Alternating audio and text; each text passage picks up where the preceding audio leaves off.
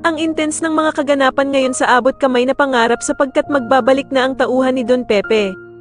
Dito nga ay malalaman ng tauhan ni Don Pepe ang nangyari sa pagdukot sa kanya kaya naman ay agad niyang pupuntahan si Don Pepe para iligtas ito.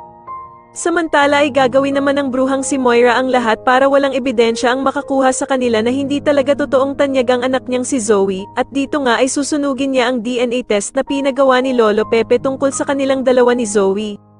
Sa kabilang banda naman matapos ngang mapalo ni Harry ang isang tauhan ni Moira, ay hindi naman ito makakaligtas sa isa pang clown na namasok sa bahay nila Lynette. Dito nga ay maririnig ni Lynette ang mga plano ng tauhan ni Moira na matapos nga daw nilang makuha ang mga pera ni Carlos ay kailangan na nga daw siyang isunod na patayin. Samantala ay mapagtatakpan nga ng bruhang si Moira ang ginawa nila kay Lolo Pepe at mapapalabas nga nilang inosente silang dalawa ng anak niyang si Zoe.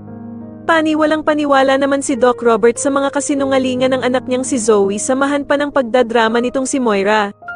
Dito nga ay magugulantang sila Giselle at Doc Robert dahil sa mapapanood nila na pagpapahirap ng mga tauhan ni Moira sa ama nilang si Lolo Pepe. Kitang-kita nga nila ang panglulunad sa kanilang ama sa isang drum at kung paano nila pahirapan si Lolo Pepe. Hindi naman makapaniwala si Annalyn sa sinasapit ng kanyang Lolo Pepe kaya naman ay wala itong magagawa kundi ang umiyak sa sobrang awa dito.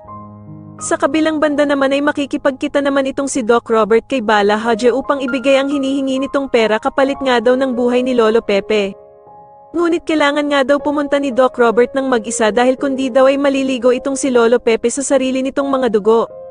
Sa tingin nyo dito na nga kaya tuluyang makasama ulit nila Doc Robert at Giselle ang ama nilang si Lolo Pepe sa tulong ng kanyang tauhan, mas lalo na nga talagang nagiging exciting ang mga susunod na kaganapan kaya naman ay mas lalo pa nating abangan ang mas lalong gumigandang abot kamay na pangarap. Maraming salamat po sa inyong panonood at sana po ay masubscribe nyo ako. Maraming salamat po.